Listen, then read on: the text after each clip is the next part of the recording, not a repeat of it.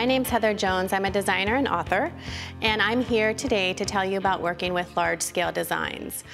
Working with large-scale designs is one of my favorite things to do. I feel like it's a hallmark of modern quilting.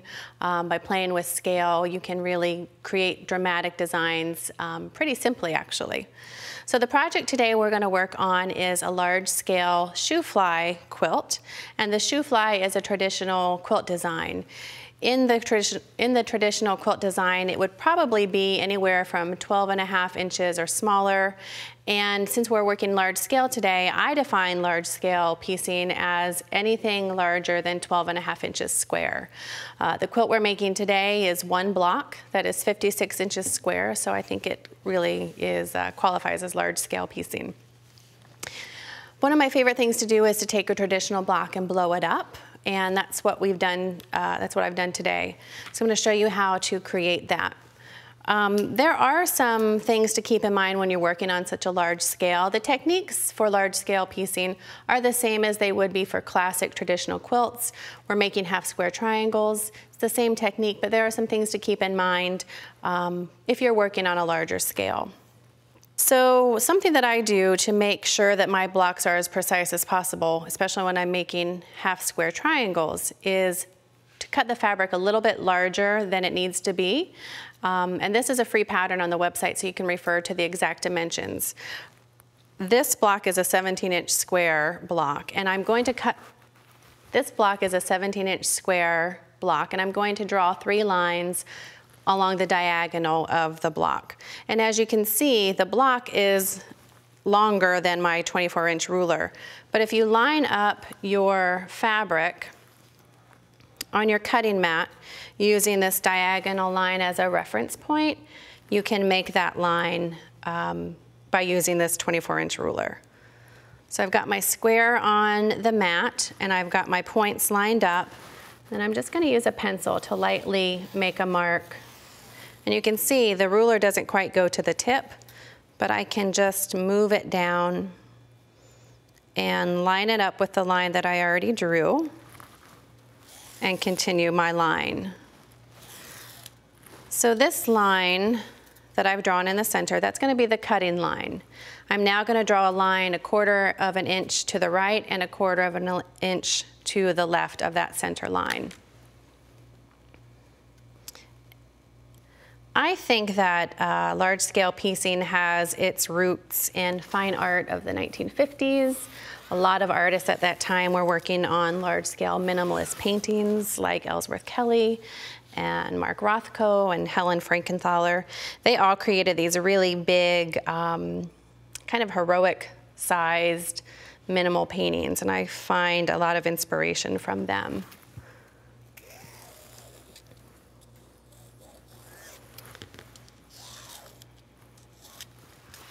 I've got my 3 lines drawn on my square now, and I'm ready to pin this piece of fabric to the other piece of fabric that I'm going to use for the half square triangles.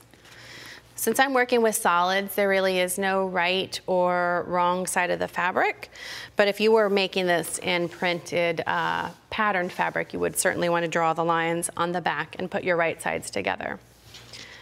So place the fabric on top of the square, making sure to line up all of the edges, and I'm going to pin these together. That's another thing that really, you have to use pins when you're working in large scale format, I think. If you're working on a smaller block, say, when that's 4 inches square, sometimes you can get away with not pinning the fabric together. But when you're dealing with these larger pieces of fabric, they're gonna shift. So it's important to take the time to pin, and by pinning them in place, they'll shift less. And again, it's just one of those little things that will help you have the most precise block that's possible. When I pin large scale pieces, I like to run my pins parallel to the line I'm going to sew. I find that it helps the fabrics stay together better and shift less. And you can see I've used a fair number of pins, but it's quite a long distance that we're going to sew. So I really just want to make sure everything stays in place. Once we've got it all pinned, we're ready to sew. So we are going to sew the 2 outer lines that we drew. And I always back stitch to lock my seam. And then just try the best that you can to stay on that line.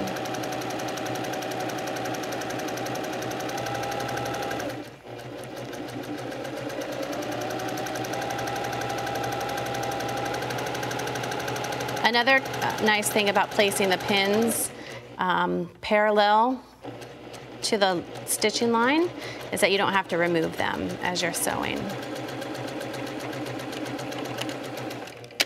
So cut the thread, and I'm going to turn this around, and I'm going to stitch on that other outside line.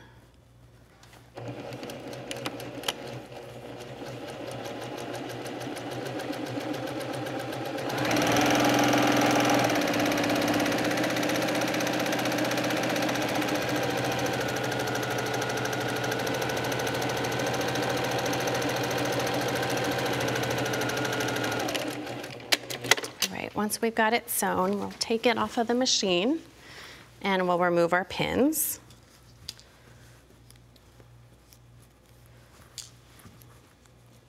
And then we're ready to cut the 2 half square triangles apart. So again, we're going to cut along this center line. I also like to use a 60mm rotary cutter with large scale piecing. I find I have better control over the fabric, and it also allows me to cut through more layers of fabric easier than if I were using a smaller blade. So I've cut them apart, and then they're ready to be pressed. And I press the seam to the dark side to the side. If you press your seams open, if you find you have better results pressing them open, you can certainly do that as well.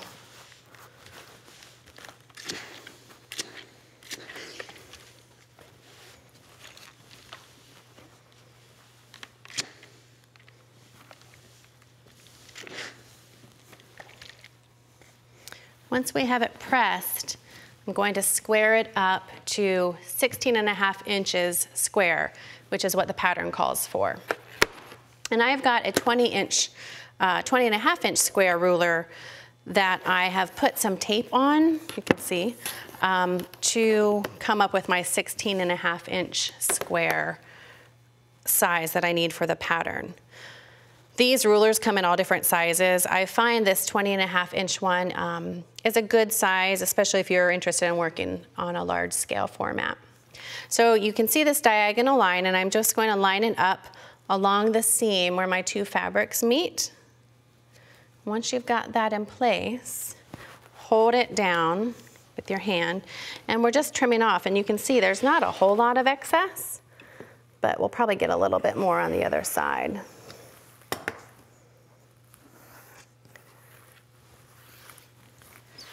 And then we're going to rotate it and do the other 2 sides.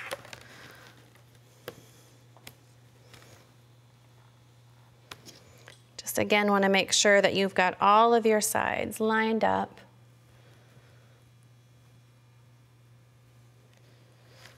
And trim.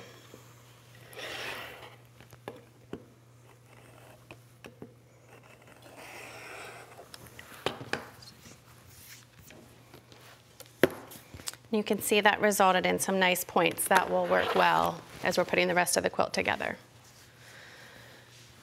The quilt comes together just like the traditional block does, with 3 rows.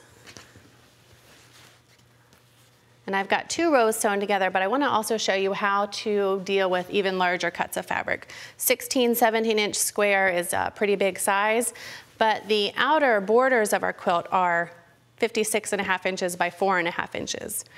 You could certainly use the 40 inches that are typically, standard with quilting cotton, and then add a seam to come up with that 65 inches that's needed for the project. But I think it's nicer to be able to have just one big, large piece of fabric rather than putting a seam together.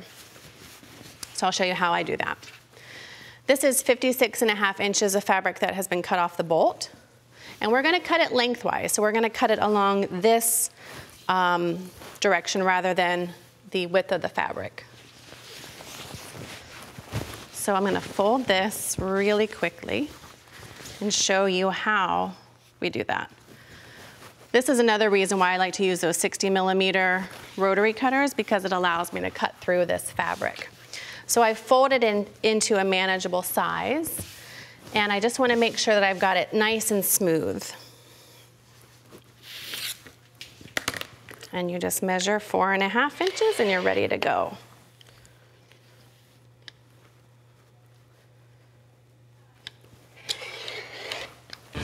And that gives you the strip. The rest of the instructions are on the website, so you can finish the project at home, and I hope these tips for large-scale piecing will be helpful in your quilting designs.